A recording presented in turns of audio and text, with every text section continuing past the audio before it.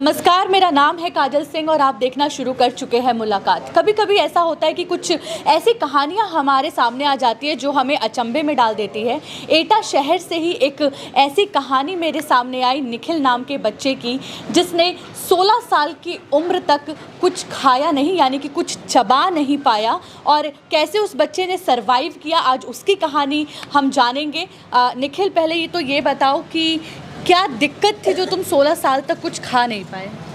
मुंह नहीं खुलता था। मुंह नहीं खुलता? हाँ। अब खुल रहा है मुंह? हाँ। तो क्या समस्या आई थी माताजी, क्यों मुंह नहीं खुलता था, क्या हो गया था? छत पर थे गिर पड़े था, खाना नहीं खाते। खाना नहीं खाता था? तो फिर कैसे 16 साल तक कैसे रहा? अगर खाना नहीं खाता तो क्या करता था? जबरदस्ती खाता तो उंगलियां डाल मुंह में उंगली डाल के खाता था? अच्छा, तो डॉक्टर को नहीं दिखाया था आपने उस बचपन में या उसके बाद? दिखाया था। फिर क्या हुआ? फिर का मने कर दे जाके अब नहीं हो गई ऑपरेशन। क्या 18 साल के बाद?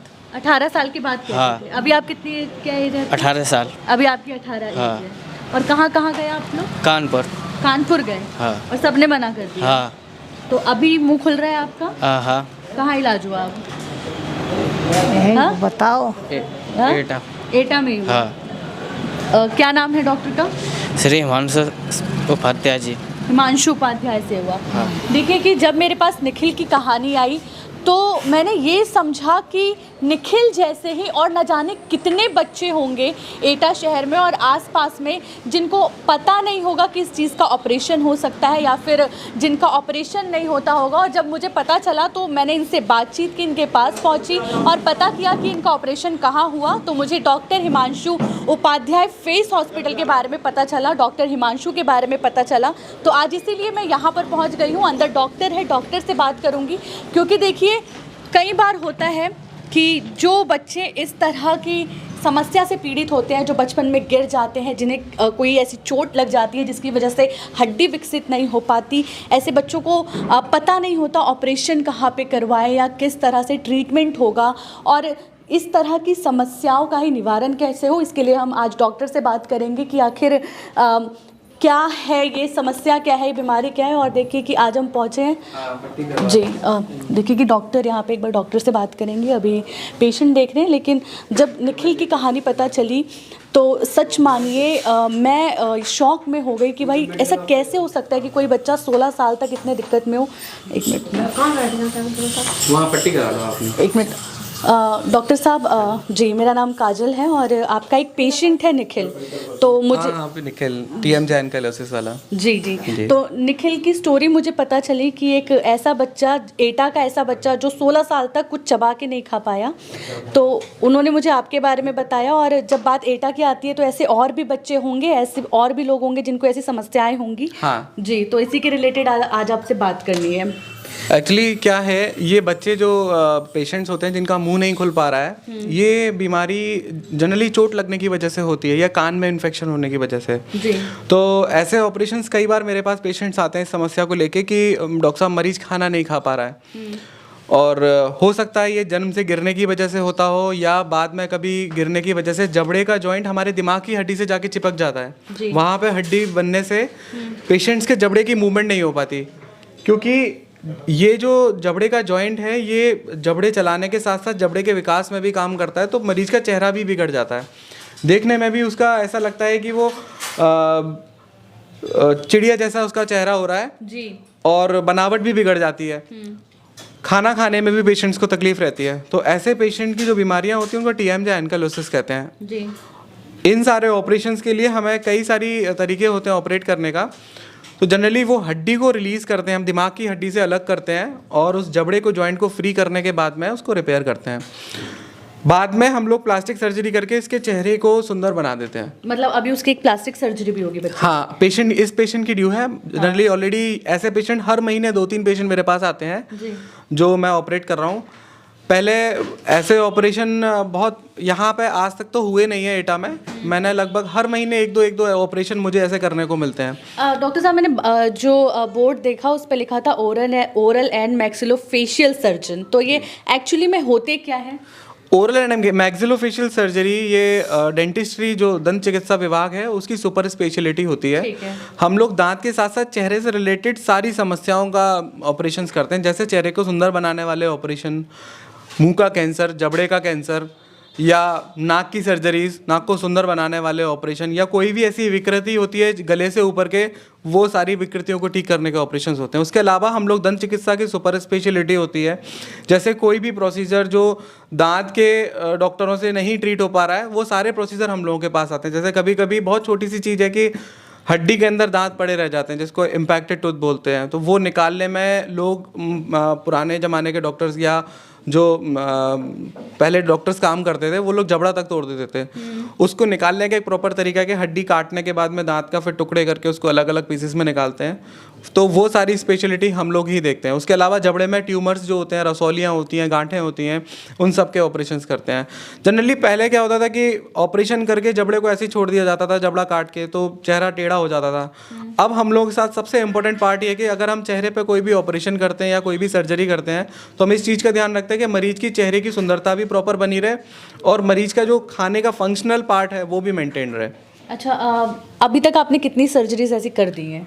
जनरली मैं यहाँ मैडम अभी 3 या 4 साल से एटा में हूँ। उससे पहले मैं रोहिलखंड मेडिकल कॉलेज में था, वहीं से मेरी पीजी भी हुई है, और उसके अलावा मैंने और भी कई कोर्सेज और फेलोशिप्स किए हैं, जिसके बाद मैंने यहाँ पे अपना हॉस्पिटल डाला है।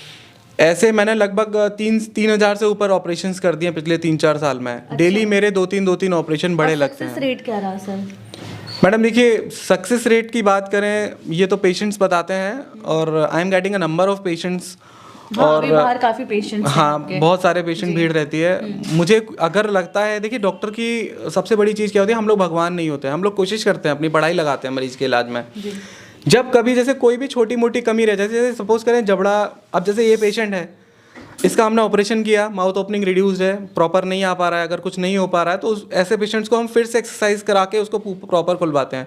फेलियर तो नहीं कह सकते हैं, हाँ थोड़ा बहुत इंप्रूवमेंट ऊपर नीचे लगा रहता है, फेलियर्स के चांसेस बहुत कम होते हैं। मतलब ऐसे और भी केसेस आए हैं जिसमें लोगों को उम्मीद नहीं थी कि वो ठीक हो जाएंगे, पर वो ठीक हुए? हाँ मैडम, ऐसा रहता है। हाँ। अच्छा, मुझे ये बताइए कि आपकी फ़ी क्या रहती है? मतलब कई लोग ऐसे जो अफोर्ड नहीं कर सकते, तो फिर वो कैसे अपना इलाज करवाएं? मैडम, डॉक्टर के लिए मरीज ही सबसे बड़ा फीस होती है। मेरे लिए तो मानना ये है, अगर मेरे यहाँ गरीब मरीज भी है तो मैं रिक्वेस्ट करूँगा आप लोगों के माध्यम से कि आप उनको गाइड करें कि मेरे पास आएँ, और मैं फ्री में भी उनका ऑपरेशन करता हूँ। कई ऐसे ऑपरेशन होते हैं, कटे होठ तालू के ऑपरेशन होते हैं, और या मरीज का जबड़ा टूट जाए, गरीब पेशेंट है, इलाज नहीं हो पा रहा है, तो इन पेशेंट्स को हम लोग फ्री में भी ऑपरेशन कर देते हैं। कोई ऐसी कोई फ़ीस नहीं है, बस मेन फोकस रहता है कि पेशेंट ठीक हो। अगर पेशेंट ठीक हो जाता है तो हमारी फ़ीस हमें मिल जाती है। और जैसे एक्सीडेंट वगैरह में चेहरा बिगड़ गया और अगर बॉर्न, अगर जैसे पैदा हुए और तब से भी अगर चेहरा खराब हो तो उसका भी ऑपरेशन? हाँ, कटे होठ तालू वगैरह होते हैं, बीमारियां होती हैं, या छोटे बच्चों को हाँ, होता है। पैदा होने वाले बच्चे होते हैं, तो ऐसे पेशेंट्स का एक टाइम होता है, 3 से 6 महीने के बीच में मैं ऑपरेट करता हूँ इनको, और चेहरे को प्रॉपर बनाते हैं। तालू जिनका खुला हुआ था उनके तालू की सर्जरीज भी करते हैं। बाद में उनको बोलने की तकलीफ होती है, तो बोलने के लिए जो नाक की म्यूकोसा होती है उसको रिपेयर भी करते हैं हम लोग, गले की म्यूकोसा को भी रिपेयर करते हैं, ताकि वो खाना खाने में भी तकलीफ ना हो और बोलने में भी हो जाता है। बीच में भी ब्लैक फंगस भी बहुत ज़्यादा कॉमन हुआ था, आपने सुना था वो नाम, तो उसके भी सारे ऑपरेशन हम लोग करते हैं। मरीज़ का चेहरा जबड़ा निकालना, फंगल इन्फेक्शन पूरा हटाना, उसके बाद में दोबारा से फिर से चेहरा बनाना, वो सारे ऑपरेशन मैं करता हूँ। तो एटा में आपके अलावा अभी कोई इस स्पेशलिटी में नहीं है मैक्सिलोफेशियल? नहीं मैडम, मैक्सिलोफेशियल सर्जरी जो प्रैक्टिस अभी तक मैं ही कर रहा हूँ यहाँ पे, और बेहोशी के डॉक्टर वगैरह की पहले बहुत परेशानी थी एटा में लाने के लिए, तो अब मैंने शुरू किया है। बेहोशी के डॉक्टर्स भी यहाँ पे थोड़ा सा आना शुरू हुए हैं आगरा से, भले ही वो थोड़ा सा चार्जेस ज़्यादा लेते हैं तो उनको करके, लेकिन सारे ऑपरेशंस यहीं अपने शहर में हो जाते हैं। उससे बेनिफिट ये रहता है कि पेशेंट का इलाज कम खर्चे में भी हो जाता है। दूसरा इंपॉर्टेंट फ़ायदा ये रहता है कि पेशेंट अपने घर के पास में रहता है, तो जैसे कुछ चीज़ें होती हैं, खाना वगैरह पहुँचाना और उसकी केयर करने वाली चीज़ें, वो सब चीज़ ईजिली अवेलेबल रहती हैं। जी, टाइमिंग क्या रहती है? अगर आपसे पेशेंट को मिलना हो तो टाइमिंग क्या रहेगी? मैडम, मेरे रेगुलर OPD आवर्स रहते हैं मॉर्निंग 10 to 6 PM। ठीक है। और उसके अलावा बाकी मैं इमरजेंसी में every time I am available. ठीक है। और ये निखिल का ऑपरेशन जो हुआ, एक बार इसकी कॉस्टिंग क्या है अगर करें तो? मैडम, ये बच्चा बहुत गरीब था और पेशेंट के घर वाले कई जगह परेशान थे, लोगों में उम्मीद नहीं थी इन लोगों में कि ऑपरेशन हो भी पाएगा या नहीं हो पाएगा, बच्चा ठीक भी हो पाएगा। तो मैंने इसको लगभग पूरा खर्चा विद ऑपरेशन, दवाई और भर्ती, बेहोशी के डॉक्टर की फ़ीस, बेहोशी का खर्चा सब कुछ मिला के लगभग ऐसे ही 70,000 रुपये खर्चा आया था, जिसमें सारा कुछ शामिल है, दवाइयाँ, भर्ती। और इस मरीज़ की बेहोशी बहुत डिफ़िकल्ट थी मैडम। तो आगरा के ही एक एनेस्थेटिस्ट हैं डॉक्टर नरेंद्र, तो उनसे मुझे एनेस्थीसिया लेना पड़ा था। बहुत ही चैलेंजिंग एनेस्थीसिया था उनका। पहली 2 बार अटैम्प्ट में तो इसको बेहोशी देने में भी तकलीफ़ हुई थी, तीसरी बार अटैम्प्ट में हम लोग सफल हो पाए थे और फिर उसके बाद में हम लोगों ने इसको बेहोशी देने के बाद ऑपरेट किया। और ऐसे पेशेंट्स का ट्रैकिया आगे होता है, क्योंकि जबड़ा विकास ना होने की वजह से सांस की नली आगे होती है, तो बेहोशी देने में थोड़ा सा परेशानी होती है। अच्छा, और जैसे कि मुझे पता चला कि इस बच्चे ने जो है वो 16 साल तक कुछ चबाया नहीं था, जैसे उंगली की मदद से खाना जो है वो अंदर लेता था, तो ऐसे बच्चे सरवाइव कैसे कर पाते हैं? मैडम एक्चुअली क्या रहता है कि ये पेशेंट्स लिक्विड डाइट लेते हैं या स्वेलो कर जाते हैं, लील जाते हैं खाने को आराम से, ऐसे ही गटक जाते हैं अंदर की तरफ। तो न्यूट्रिशन इनका बहुत पुअर होता है। आप देख रहे होंगे बच्चा बहुत लीन है, पतला सा है, बहुत ज़्यादा कमज़ोर है, 18 साल की उम्र में इसकी ये स्थिति है। तो ऐसे पेशेंट्स यही लिक्विड डाइट वगैरह से सर्वाइव कर पाते हैं, क्योंकि इनका जबड़ा चलता ही नहीं है। हमें खाना पचाने के लिए जबड़े का चलाना और हमारी जो च्यूइंग साइकिल होती है वो मुंह से ही स्टार्ट हो जाती है, तो खाना पचाने में भी उनको समस्याएं रहती हैं। तो ये पेशेंट 18 साल की उम्र का है, 16 साल की उम्र से कुछ नहीं खा रहा है, 16 साल से कुछ नहीं खा रहा है। तो अब ये प्रॉपर खाना पीना खा रहा है, और उस दिन तो मैंने इसको खाना भी खिलवाया था, प्रॉपर खा रहा है। अब इन्होंने मुझे एक आखिरी सवाल है, इन्होंने मुझे ये बताया कि जहाँ भी ये पहले गए, कानपुर भी गए शायद, उसके बाद आपके पास आया ये, तो वहाँ पे उनको ये बोला गया, जो बचपन से इन्होंने दिखाया कि जब 18 साल का हो जाएगा उसके बाद ही ऑपरेशन होगा। तो क्या इस तरह का ऑपरेशन पहले पॉसिबल नहीं होता? कोई एज ही होती है कि 18 का? नहीं मैडम, ये कोई एज नहीं है, कोई एज स्पेसिफिक ट्रीटमेंट नहीं है ये। इसमें आप किसी भी एज में ट्रीटमेंट कर सकते हैं, बस ये है कि हमें एक्सरसाइजेज वगैरह मेंटेन करके माउथ ओपनिंग को मेंटेन करके चलना पड़ता है। दूसरा, अगर हम इसका ऑपरेशन नहीं कराएंगे तो जबड़े की हड्डी जो टूट जाता है, जॉइंट टूट जाता है, उसकी वजह से जो जबड़े का ग्रोथ सेंटर है, जो मेन कॉन्डाइल है, वो चिपक जाता है, तो चेहरा बिगड़ जाता है। अगर हम इसको सही टाइम पर प्रॉपरली ऑपरेट कर दें और पेशेंट की माउथ ओपनिंग अचीव कर लें और जॉ को, कॉन्डाइल को रिपेयर कर लेते हैं, तो वो ठीक हो जाता है। मतलब आगे कोई समस्या नहीं होती, मतलब किसी भी एज में इस पेशेंट्स को ऑपरेट कर सकते हैं। बीच में कभी दिक्कत आती है, जैसे किसी पेशेंट का बहुत ज़्यादा जॉइंट इन्वॉल्व होता है, तो ऐसे पेशेंट में हम कॉस्टोकॉन्ड्रोल ग्राफ्ट ले लेते हैं। जैसे जो हमारी पसलियाँ होती हैं, पसली और उसके बराबर की हड्डी को पकड़ के उसका जो जॉइंट होता है वो हम जॉइंट में यहाँ लगा देते हैं। ऐसे भी ऑपरेशन मैं कई कर चुका हूँ। तो कॉस्टोकॉन्ड्रोल ग्राफ्ट लगाने का फ़ायदा क्या रहता है कि वो एक ग्रोथ सेंटर फिर से डेवलप कर लेता है पेशेंट का जबड़ा, और वो आराम से खाना खाने लगता है और पेशेंट के चेहरे का विकास भी प्रॉपर होने लगता है। ठीक है। अभी इस पेशेंट में वो ना करवाने की वजह से आप देख रहे होंगे इसकी ठुड्डी जो चिन है वो अंदर की तरफ धसी हुई है, तो उसको मैं अभी 15-20 दिन बाद दोबारा से ऑपरेट करके उसकी चेहरे की वो सुंदर बनाऊंगा। ये सारी सर्जरीज उसी पैसे में शामिल हैं जो मैंने इससे कोट किए थे पहले, जो इससे पहले आपने 70। एक्चुअली उस टाइम बेहोशी में बहुत दिक्कत हो रही थी इसके लिए, तो जैसे तैसे करके हमने ऑपरेट कर दिया। ऑलरेडी इसके जो मांस था बहुत ज़्यादा था, जो बोन मांस था वो बहुत ज़्यादा था, तो उसको हमने काट के निकाला। उसको निकालने में लगभग 3.5-4 घंटे ऑपरेशन चला था, तो हमको सर्जरी बीच में ही रोकनी पड़ी थी। और फिर उसके बाद में उसको हमने प्लान किया था अभी दोबारा से फिर उसको ऑपरेशन करेंगे।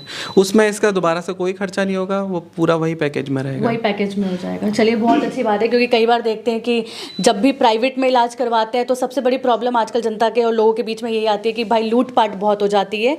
तो आप अगर बता रहे हैं कि उसी रेट में हो रहा है तो बहुत अच्छी बात है। और आपने तो ये भी कह दिया कि अगर कोई गरीब है तो उसका फ्री में भी इलाज कर देंगे। मेरा अस्पताल आयुष्मान भारत से भी अटैच्ड है। जो लोग प्रधानमंत्री जन आरोग्य योजना के तहत कार्ड धारक हैं या उनका नाम है उस लिस्ट में, तो उनका फ्री में इलाज होता है। और उसके अलावा कोई ज़रूरतमंद है जिसके पास पैसे नहीं है या जिसके पास कोई भी व्यवस्था नहीं है ट्रीटमेंट देने के, चार्जेस देने के लिए, तो मेरे यहाँ एक स्पेसिफिक टीम है, मेरा मैनेजर है मेरे, और मेरी पूरी टीम है जो अकाउंटेंट से लेके सब लोग अपना उसको रिकमेंड करते हैं कि हाँ ये गरीब मरीज़ है तो उसका फ्री में इलाज होता है, फ्री में उसको दवाइयाँ भी मिलती हैं। और मेरा मानना ये है कि मेरे यहाँ से हर मरीज़ को प्रॉपर इलाज मिले, और गरीब है तो भी उसका प्रॉपर इलाज होना चाहिए। हर किसी बंदे का इलाज होना चाहिए। देखिए, हम देखते हैं कि कहते हैं कि भाई आप ऐसे क्यों दिखते हैं, तो हम कह देते हैं कि क्या करूं, मुझे तो भगवान ने ही ऐसा बनाया है।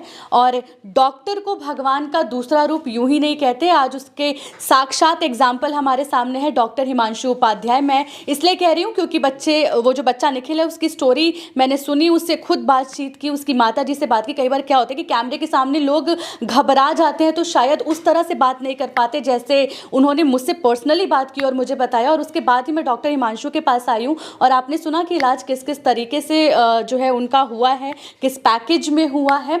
तो ये डॉक्टर हिमांशु हैं हमारे साथ, डॉक्टर हिमांशु उपाध्याय।